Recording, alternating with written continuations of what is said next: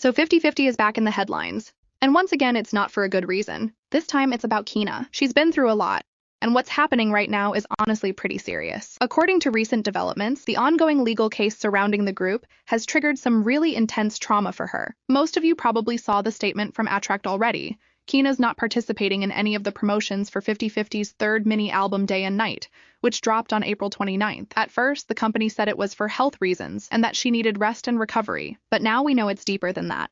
Reports have surfaced saying Keena is suffering from PTSD, and sadly, some really disturbing details about her physical and mental health were leaked by sources, not Attract. I won't go into the specifics here because I honestly think it's a violation of her privacy, but it's clear things got extremely serious. Apparently, everything spiraled after Keena had to attend a cross-interrogation with Ahn Sung-il, the CEO of The Givers. And if you've been following this whole saga, you'll remember, Keena previously filed a lawsuit against Ahn for allegedly forging her signature on official documents. These documents were tied to the copyright of 50/50's breakout hit, Cupid. It's believed he forged her name to limit her cut of the royalties to just 0.5%. Despite her being credited as a lyricist.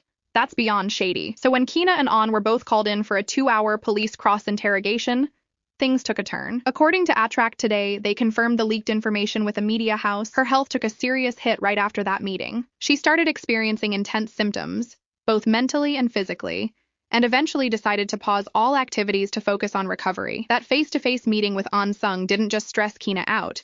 It broke her. According to reports, she had a full-on mental breakdown. But now the big question that I read online is, was it even necessary to make her sit across from the man she accused of forging her signature? Was there no other way to handle this legally without putting her mental health at even more risk? A lot of fans are questioning why a survivor of alleged manipulation and betrayal had to directly face the person she accused, knowing how raw and recent all of this still is. Turns out it was actually something Keena herself requested. According to Soompi, she asked for the meeting, and on April 15th, she sat down with Ahn Sung for 2 hours, with her lawyer by her side. And that just shows how determined she was to get the truth out there. Like, imagine being so hurt by what someone did to you that you're willing to face them directly in a police setting just to set the record straight. But sadly, the emotional toll was massive. After that meeting, Keena reportedly suffered.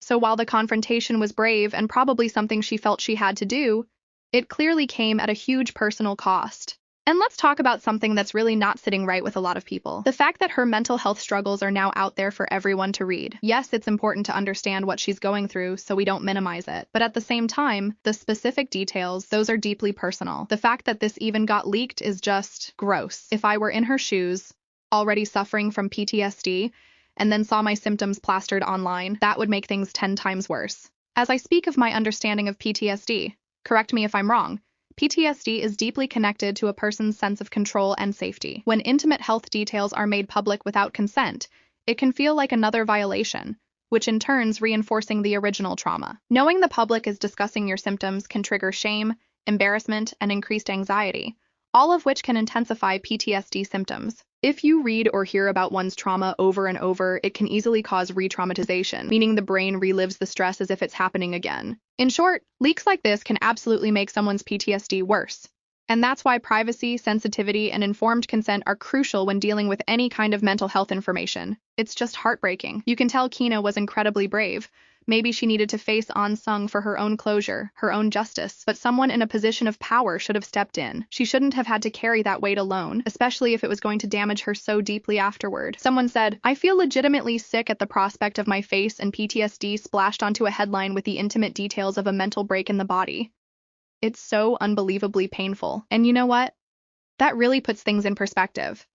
Whatever side you're on, no one deserves to have their trauma used as content. Then there's this. Keena already said she had a hard enough time and felt very lonely in the early days of her decision to return. That interrogation must have been agony for her. I hope she's getting proper counseling. It's easy to forget in all the noise that she was alone for a long time, making decisions under massive pressure, hated by many, judged constantly, and still trying to move forward. Of course, we don't know the details of this 2-hour-long investigation, but what we do know, a Korean court has settled the dispute over the copyright of 50/50's hit song, Cupid. We know in 2023, old 50/50's agency Attract accused outside forces of trying to poach the group. Attract also claimed that the song's producer, Ahn Sung-il, who is also the CEO of The Givers, tried to sabotage the copyright purchase of the track. The whole lawsuit happened, Attract won the first lawsuit and 3 members left the group, and Keena went back to the agency and then revealed a lot of stuff against Ahn Sung, including the claims that he faked the signature and unfairly got the copyrights of Cupid. Last year, Attract filed a lawsuit saying that the copyright to the song,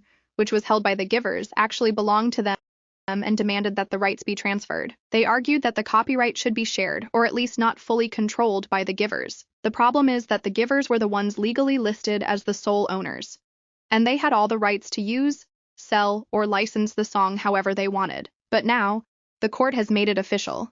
The Givers alone own the full rights to Cupid. The judge rejected Attract's claim that the song was co-created, and pointed out that the Givers had actually purchased the track from its original composers outright for global distribution. So what does this mean? Attract has lost all claims to Cupid. Even the new version of 50/50, featuring Keena and 4 new members, can't re-record or perform a new version of the song unless the Givers say yes. And this hits even harder when you remember what Keena said last year, that her signature was forged on documents tied to the copyright. She claimed she was signed off for only 0.5% of the royalties without her knowledge or consent. So now, not only is she facing legal betrayal, but the court ruling basically locks her out of a song she helped bring to life. After the court's decision, Attract didn't back down. They released a statement saying they're reviewing current laws on intellectual property and are planning to appeal the ruling. So yeah, this legal battle might not be over just yet. Now, for a quick reminder of why Cupid matters so much, this song was massive. When it dropped in 2023, it blew up worldwide, hitting number 17 on the Billboard Hot 100 and staying on the chart for 25 weeks. That's not just a viral hit. That's global impact. At the time, Attract had hired the Givers to produce the track, but behind the scenes, the Givers registered all the rights to the song under their own name with the Korea Music Copyright Association. That happened back in March 2023, and that's the key point that ended up tipping the court's decision in their favor. And let's not forget Keena, who's been through a lot already. She was the only member from the original lineup who returned to Attract and re-debuted with the new 50/50. Because of that, a lot of people online labeled her a backstabber, or worse, saying she betrayed the other girls. Now, after everything, it seems like she was trying to do the right thing, maybe even hoping to help Attract legally reclaim the rights to Cupid. But with the court siding against them, some people are now saying she failed to prove anything. That's a heavy burden to carry, especially considering the emotional toll it's clearly taken on her. This wasn't just a legal fight. It was personal, traumatic, and public. And to see her go through all of this, only to face backlash again, honestly feels unfair. Keena, if by some miracle you ever hear this, please know that right now, your only job is to heal. Let others handle the mess.